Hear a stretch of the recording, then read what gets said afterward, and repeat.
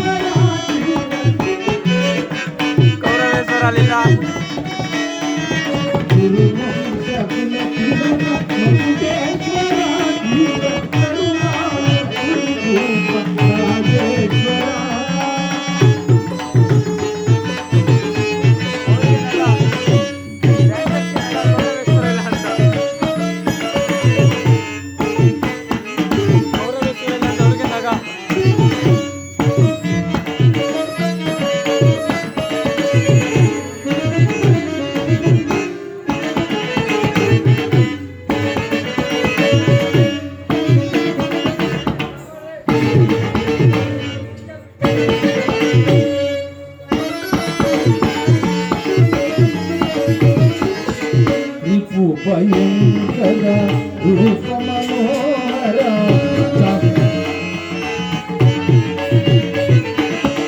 ರಿಪು ಭಯಂಕರ ರೂಪ ಮನೋಹರ ಚಾಪ ವಿದ್ಯೆಯ ಬಲ್ಲ ಕನ್ನಡ ಪರಮಾತ್ಮ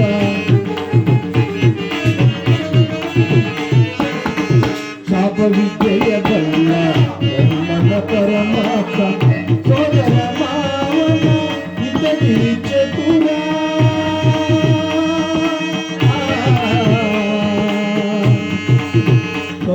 ಕೌರವೇಶ್ವರ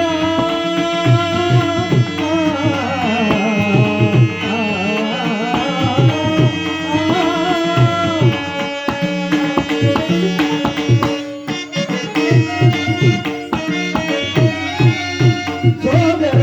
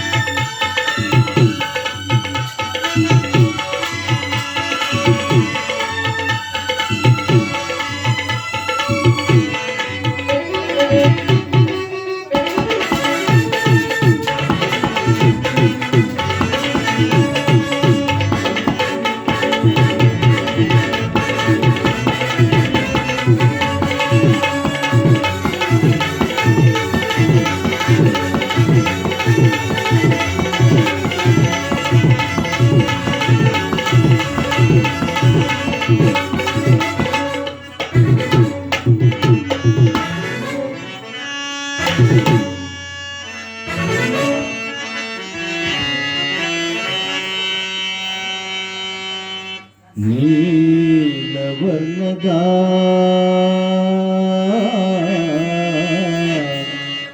ಈ ಚೆಲುವ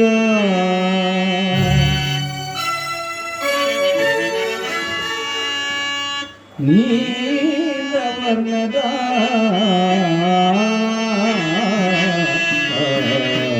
ಈ ಚೆಲುವ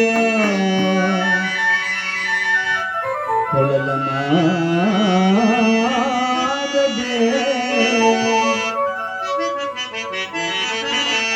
ಕೊಳಲ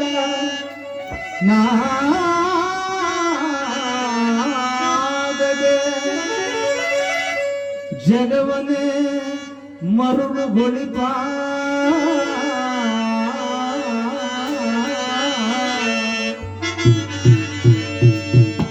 ಹರಿ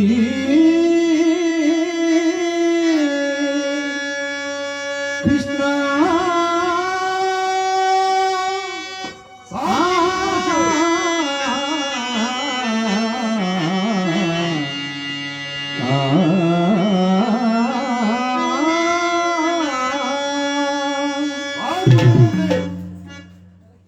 ಎಲ್ಲಿ ಮತ್ತೊಮ್ಮೆ ಹೇಳಿ.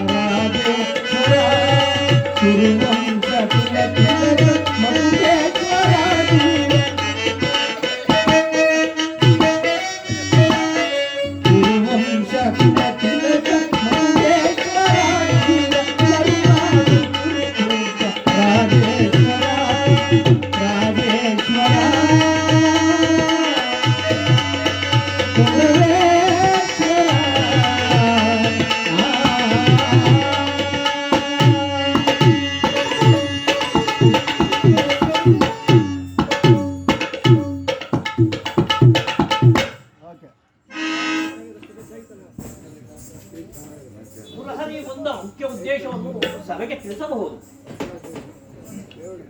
ತಿಳಿಸುವೆನು. ಪರಮ ಪೂಜ್ಯರಾದ ಆಚಾರ್ಯರೇ, ಗುರು ವೃದ್ಧರೇ, ಕೌರವರ ಪಕ್ಷಿಯರೇ, ನಾನಿಂದು ಪಾಂಡವರ ರಾಯಭಾರಿಯಾಗಿ ಇಲ್ಲಿಗೆ ಬಂದಿರುವೆ. ಅವರು ಕಳಿಸಿರುವ ಸಂದೇಶವನ್ನು ನಿಮ್ಮಗಳ ಮುಂದಿಡುವುದೇ ನನ್ನ ಅಭಿಪ್ರಾಯ. ಕುರು ಪಾಂಡವರ ರಾಜಕಾರ್ಯ ಭವಿಷ್ಯವೊಂದು ಇಂದು ಇಲ್ಲಿ ನಿರ್ಣಯಿಸಲ್ಪಡಬೇಕಾಗಿದೆ. ಈ ವಿಷಯದಲ್ಲಿ ಉಪೇಕ್ಷೆ, ಪಕ್ಷಪಾತ, ಅಸಮತ ಪ್ರಲಾಪ, ಆತುರ ಮುಂತಾದ ಭಾವನೆಗಳನ್ನು ತಿಳಿಸಿ ನೀವುಗಳು ತೀರ್ಪು ನೀಡಬೇಕು. ಆ ರೀತಿ ಮಾಡದೆ ಹೋದರೆ ಮುಂದಾಗುವ ಅನಾರ್ಥಗಳಿಗೆಲ್ಲ ನೀವೇ ಕಾರಣಕರ್ತರಾಗಿ. ನಿಮ್ಮ ಮುಂದಿರುವ ಪ್ರಶ್ನೆ ಸಮಗ್ರ ಭಾರತದ ಕ್ಷತ್ರಿಯರ ರಾಜರ ಅಸ್ತಿತ್ವ ನಾಸ್ತಿತ್ವಗಳನ್ನು ಇಲ್ಲಿ ನಿರ್ಣಯಿಸಲ್ಪಡಬೇಕಾಗಿದೆ. ಕಪಟ ದ್ಯೂತದಲ್ಲಿ ಪರಾಜಿತರಾದ ಸತ್ಯವಂತರಾದ ಪಾಂಡವರು 12 ವರ್ಷ ವನವಾಸ, 1 ವರ್ಷ ಅಜ್ಞಾತವಾಸವನ್ನು ಬೀಸಿಕೊಂಡು ಹಿಂದಿರುಗಿದಲ್ಲದೆ ನೀವುಗಳು ಬಾಲ್ಯದಿಂದಲೂ ಅವರ ಮೇಲೆ ತೋರಿದ ದೀರ್ಘ ವೈರತ್ವವನ್ನು ಮರೆಯಲು ಸಿದ್ಧರಿದ್ದಾರೆ. ವಿಷಭೋಜನ, ವಾಕ್ಷಾಗ್ರಹ, ಕಾಪಟದು ಎಲ್ಲದಕ್ಕಿಂತ ಮಿಗಿಲಾಗಿ ತುಂಬಿದ ರಾಜ್ಯಸಭೆಯಲ್ಲಿ ದ್ರೌಪದಿಯ ವಸ್ತ್ರಾಭರಣ ಇಂತಹ ಮಹಾಪಾಪಗಳನ್ನು ಮನ್ನಿಸಲು ಸಿದ್ಧರಿದ್ದಾರೆ. ಅವರಿಗೆ ಸಲ್ಲಬೇಕಾದ ಅರ್ಧ ರಾಜ್ಯಕ್ಕಾಗಿ ನಿಮ್ಮಲ್ಲಿ ಕ್ಷಮೆಯಾಸ್ತಿರು. ಇಂತಹ ಸುಸಮಯನ್ನು ವ್ಯಕ್ತಪಡಿಸದೆ ಸಂಧಿಗೆ ಸಮರ್ಥಿಸಿ ಅವರ ಸಂದೇಶದೊಡನೆ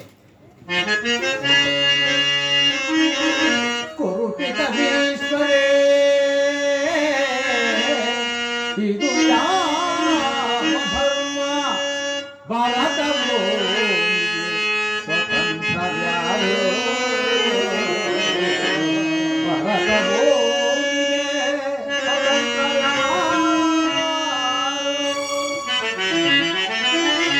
ಗುರುಕುಲಕ್ಕೆ ಗುರುದ್ರೋಣರೇ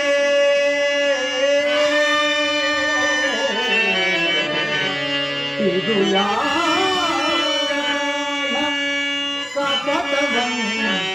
ಘೋಷ ಅಟ್ಟಹಾಸ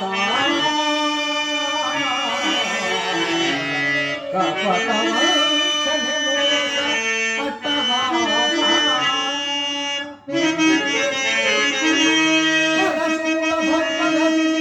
ಮಹಾರಾಜ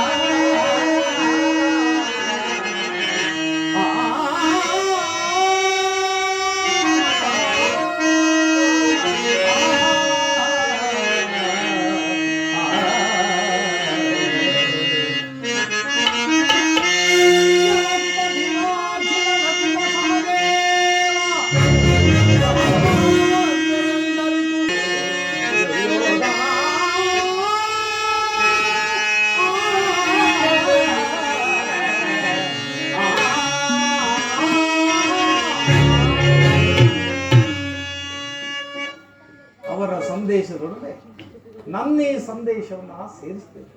ಮುಂದಿನ ವಿಚಾರಗಳು ಕರ್ತವ್ಯಗಳು ಪ್ರಾಜ್ಞರಾದ ನೀವೇ ನಿರ್ಣಯಿಸಲ್ಪಡಬೇಕಾಗಿದೆ.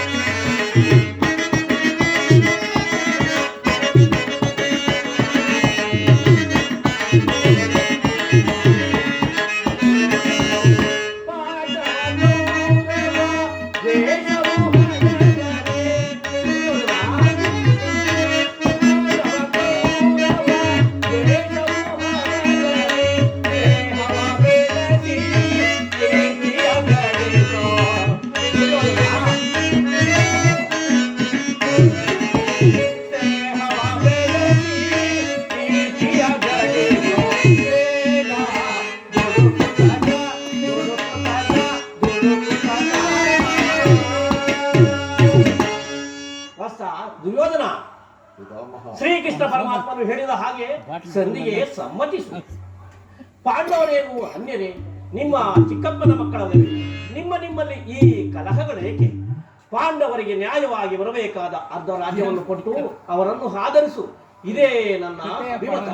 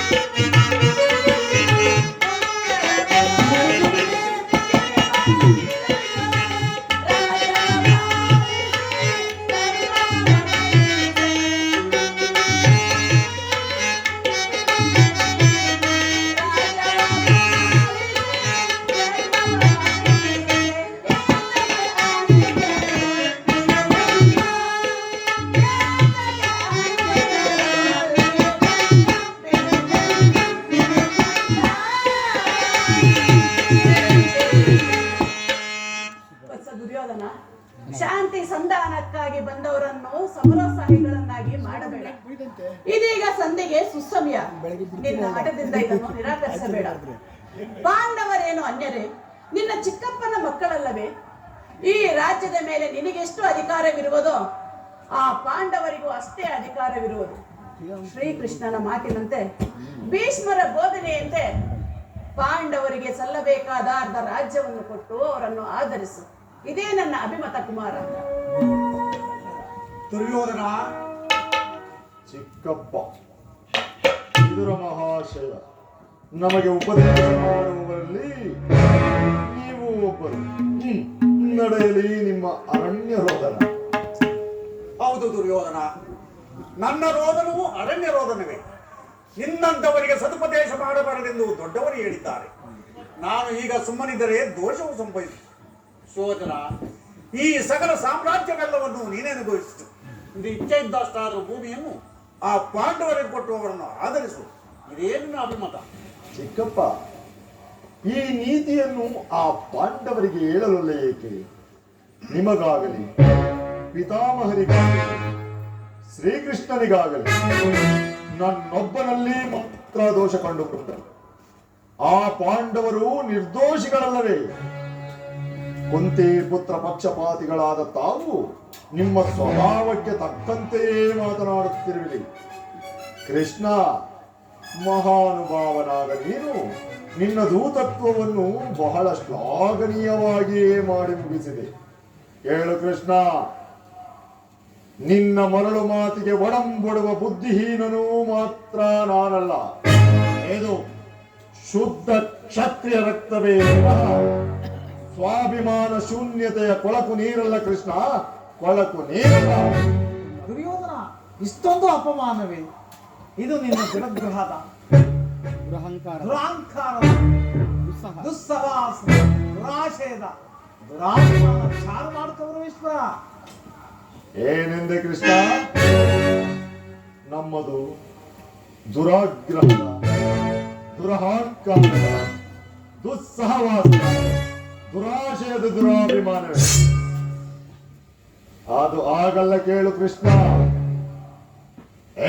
ಕೆಚ್ಚದೆಯ ಕೌರವನನ್ನು ಕೊಚ್ಚಬೇಕೆಂದನಲ್ಲವೇ ಆ ನಿನ್ನ ಕುಚ್ಚ ಭೀಮ. ಅದು ಅದು ದುರಾಗ್ರಹ. ಲೋಕೈಕ ವೀರನಾದ ಕರ್ಣನನ್ನು ವಧಿಸಬೇಕೆಂದನಲ್ಲವೇ ಆ ನಿನ್ನ ಮಿತ್ರ ಪಾರ್ಥ. ಅದು ಅದು ದುರಹಂಕಾರ. ಅಭಿಮಾನ ಶೂನ್ಯತೆಯಿಂದ ನಿನ್ನಂತಹ ಕಪಟಿಯ ಸ್ನೇಹ ಬೆಳೆಸಿದರಲ್ಲವೇ ಆ ಪಾಂಡವರು. ಅದು ಅದು ದುಸ್ಸಹವಾದ.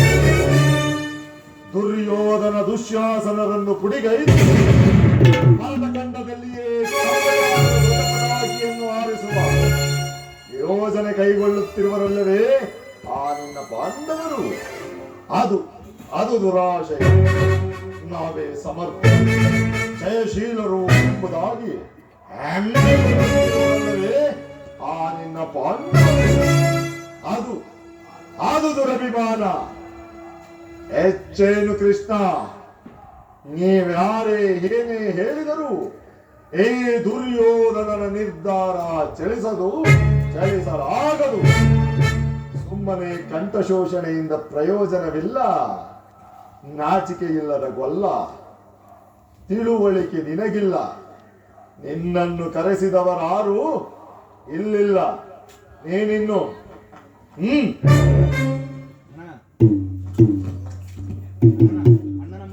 ಅಣ್ಣನ ಮಾತುಗಳೆಲ್ಲವೂ ನನಗೊಪ್ಪಿದವು. ಈ ಕುರು ಸಹೋದರ ಹೃದಯದಲ್ಲಿ ಪ್ರಜ್ವಲಿಸುತ್ತಿರುವ ರೋಷಾಗ್ನಿಯು ಇಂತಹ ಯುದ್ಧವಿರುವ ಮಾತುಗಳಿಂದ ಶಾಂತವಾಗುವುದಿಲ್ಲ ಕೃಷ್ಣ, ಶಾಂತವಾಗುವುದಿಲ್ಲ.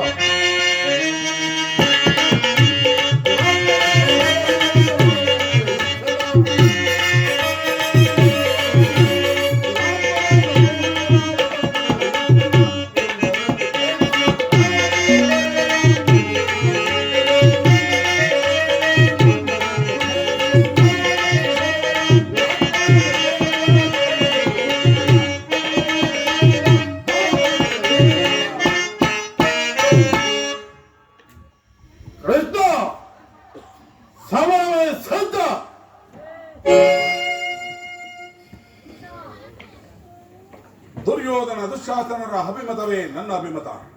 ಅರ್ಜುನ ಮೇಲೆ ಹಾಗೆ ತೀರದ ಹೊರತು ಈ ರಾಧೆಯನಿಗೆ ಮೃಷ್ಟಾನ್ನವು ರುಚಿಸುವುದಿಲ್ಲ. ರಾಜೇಂದ್ರ,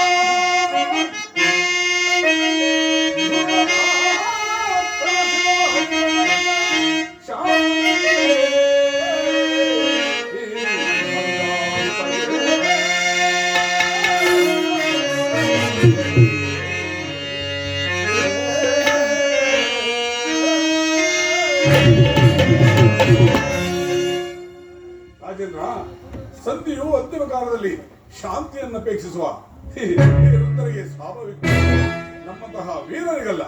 ಕರ್ಣ, ನೀನು ಸಹ ಇವರಂತೆ ಮಾತನಾಡ. ಆ ಅರ್ಜುನನ ಮೇಲಿನ ವೈಯಕ್ತಿಕ ಕಾರಣಕ್ಕಾಗಿ ಇಡೀ ಕ್ಷತ್ರಿಯ ವಂಶವನ್ನೇ ಬಲಿಕೊಡಲಿಸುತ್ತೆ. ಇದು ನಿನ್ನ ಧರ್ಮವೇ ಕರ್ಣ? ಪರಮಾತ್ಮ, ಅರ್ಜುನ ಮೇಲಿನ ಪಕ್ಷಪಾತ ಬುದ್ಧಿಯಿಂದ ಅರ್ಧ ರಾಜ್ಯವನ್ನು ಕೇಳುವುದೇ ಇಲ್ಲವೇ? ಆ ನಿನ್ನ ಧರ್ಮಕ್ಕಿಂತಲೂ ಈ ನನ್ನ ಸ್ವಾಮಿ ಕೌರವೇಶ್ವರನಿಗಾಗಿ ನನ್ನ ಕರುಮಗಳನ್ನು ಅರ್ಪಿಸುವ ನನ್ನ ಧರ್ಮವೇ ಎಷ್ಟೋ ಬೇರು. ಯದುಪತಿ, ಈ ನಿನ್ನ ಕೃತ್ರಿಮ ಸಂಧಾನಕ್ಕೆ ನಾವು ಖಂಡಿತವಾಗಿಯೂ ಸಮರ್ಪಿಸಲಿಲ್ಲ.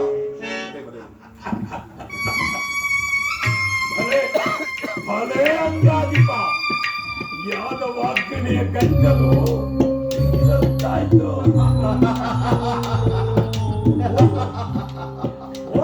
ಮೇಲೆ ಮೇಲೆ ಮದನ್ಮತ ನಿಮ್ಮೊಡನೆ ಮಾತನಾಡುವುದೇ. ದುರ್ಯೋಧನ, ಆದರೂ ಒಂದು ಮಾತನ್ನು ಹೇಳುವುದನ್ನು ಕೇಳು.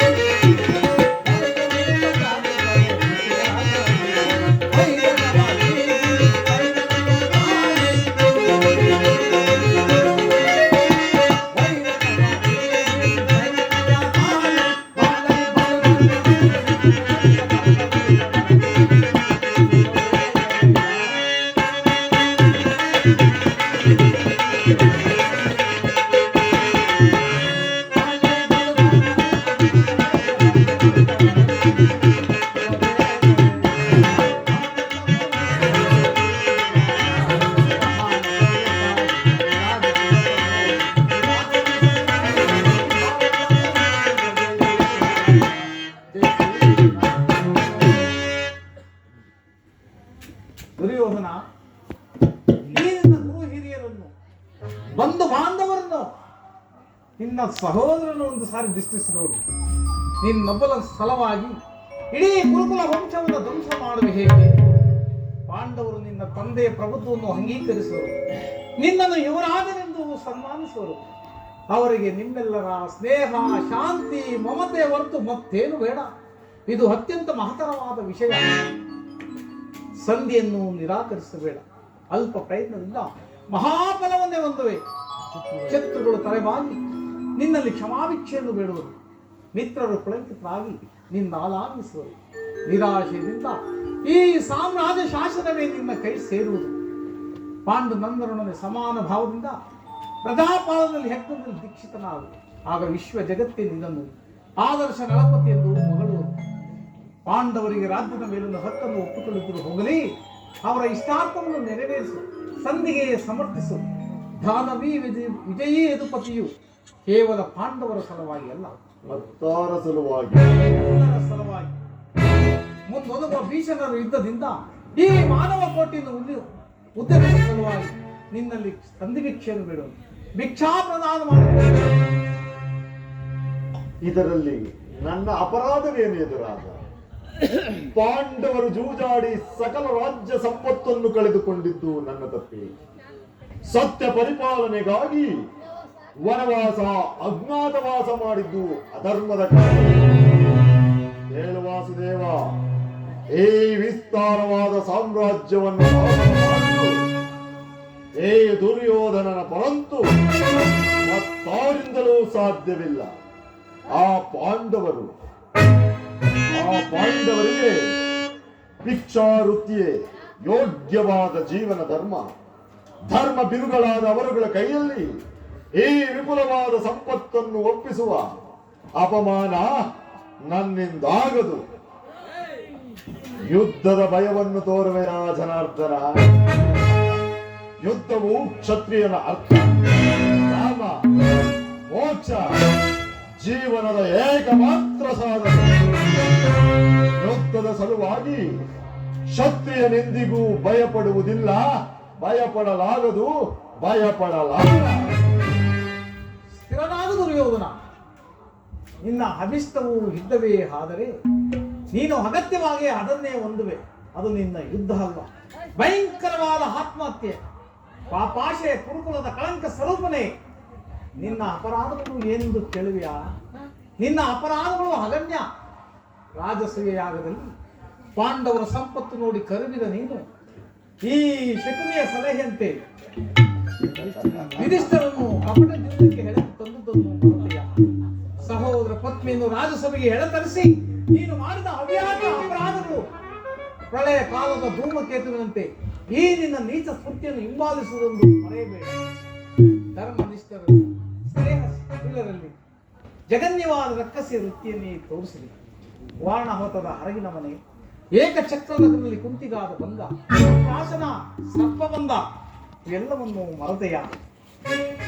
ಭೀಷ್ಮ, ದ್ರೋಣ, ಗುರಿ ಹಿರಿಯರ ಮಾತನ್ನು ನಿರಾಕರಿಸಿ ಅನ್ಯಾಯ ಆಚರಣೆಯಲ್ಲಿ ಪ್ರವರ್ತನಾದ ನಿನಗೆ ಕೀರ್ತಿ, ಶ್ರೇಯಸ್ಸು ಎಂದಿಗೂ ಲಭಿಸಲಾಗದು. ಅದು ನಿನ್ನ ಭ್ರಮೆ. ಮುಕುಂದ, ಮಾಧವ, ನಿನ್ನ ಅಂತರಂಗವನ್ನು ಅರ್ಥ ಮಾಡಿಕೊಂಡ ಈ ದುರ್ಯೋಧನನು ಜನರ ದೃಷ್ಟಿಯಲ್ಲಿ ಬುದ್ಧಿಹೀನನಾದರೂ ನಿನ್ನ ದೃಷ್ಟಿಯಲ್ಲಿ ಬುದ್ಧಿಹೀನನಾಗಲಾರ. ಕೆಟ್ಟರೂ ಸರಿಯೇ, ಕಟ್ಟನಾಗಿ ಕಾಡಿ ಕಟ್ಟಬೇಕೆಂಬ ಈ ಕಟ್ಟಾಳ ಕೌರವನನ್ನು ಆನಕಿಸಿ ಕೇಕೆ ಹಾಕಿ ನಕ್ಕಳಲ್ಲ ಆ ಪಾಂಡವರ ಸತಿ ಅಂದೇ ತೊಟ್ಟರು ಚಲವ. ಭೂತ ಪ್ರೇತ ಪಿಚಾಚಿಗಳೊಡೆಯನಾದ ಭೂತನಾಥೇಶ್ವರನೇ, ಕಾಲ್ಕೆಳದು ಕಲಬೆಕ್ಕೆ ನಿಂತರೂ ಸರಿಯೇ. ವಂಶದಿಂದ ನಿರ್ಮಿತವಾದ ಕುರುಕುಲ ರತ್ನ ಸಿಂಹಾಸನ ರಕ್ತದ ಮಡುವಿನಲ್ಲಿ ಕೊಚ್ಚಿ ಅಷ್ಟೈಶ್ವರ್ಯ ಸಂಪನ್ನನು, ಅಂಕಬಲ್ಲನು, ಅಭಿಮಾನದವನೆಂಬ ನಾನು ಮಸಣದ ಮಣ್ಣಲ್ಲಿ ಮಣ್ಣಿಡಿದು ಮಣ್ಣಾಗಿ ಹೋದ ಛಲವನ್ನು ಬಿಡೆ, ನೆಲವನ್ನು ಕೊಡು.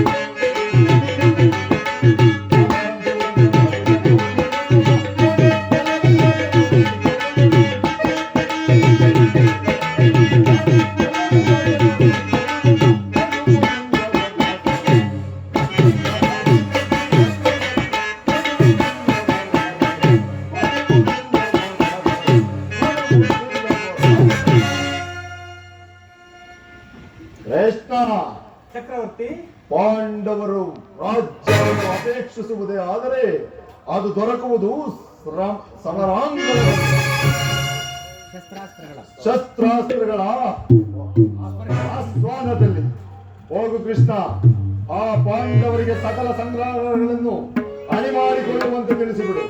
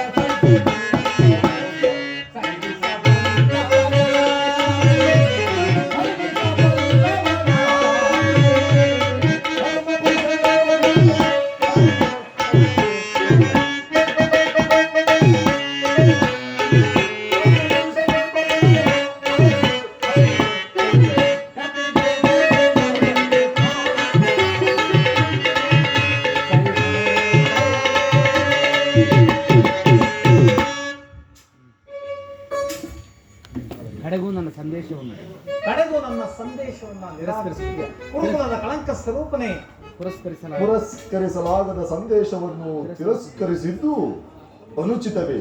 ಕ್ಷತ್ರಿಯ ಕಳಂಕ ಸ್ವರೂಪ. ನಿನ್ನ ವರ್ತನೆ ನಿನ್ನ ವರ್ತನೆ ಅಕ್ಷಮೆ, ಅಪರಾಧ. ಅಪರಾಧಕ್ಕೆ ಶಿಕ್ಷೆ, ಅಪರಾಧಕ್ಕೆ ಶಿಕ್ಷೆ ತಾವೇ ನಿರ್ಣಯಿಸಬೇಕು. ಅದನ್ನು ಯಾರು ನಿರ್ಣಯಿಸಬೇಕಾಗಿಲ್ಲ. ನಾನಾಗಲೇ ನಿರ್ಣಯಿಸಿ ಸೂಕ್ತ ಸಲಹೆಯನ್ನು ಕೊಟ್ಟಿದ್ದೇನೆ. ಯಾರಿಗೂ ಯಾರಿಗೆ? ಸಾರ್ವಭೌಮನಿಗೆ.